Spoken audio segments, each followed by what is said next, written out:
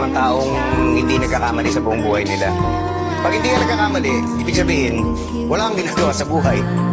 Mas okay na yung marami kang nagawang mali kaysa yung hindi ka nagkakamali, wala kang mang ginagawa.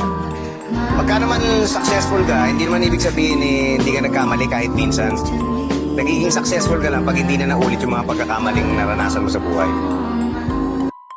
Naman taong hindi nagkakamali sa buong buhay nila.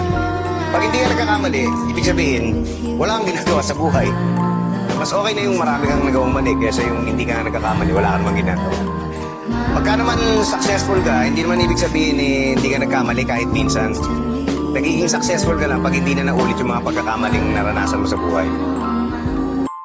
Naman taong hindi nagkakamali sa buong buhay nila. Pag hindi ka nagkakamali, ibig sabihin, wala kang ginagawa sa buhay. Mas okay na yung marami kang nagawang mali kaysa yung hindi ka nagkakamali, wala kang mang ginagawa.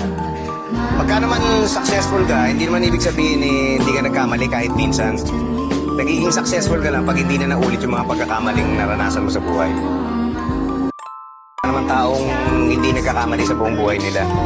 Pag hindi ka nagkakamali, ibig sabihin, wala kang ginagawa sa buhay. Mas okay na yung marami kang nagawang mali kaysa yung hindi ka nagkakamali, wala kang mang ginagawa. Pagka naman successful ka, hindi naman ibig sabihin hindi ka nagkamali kahit minsan. Nagiging successful ka lang pag hindi na naulit yung mga pagkakamaling naranasan mo sa buhay.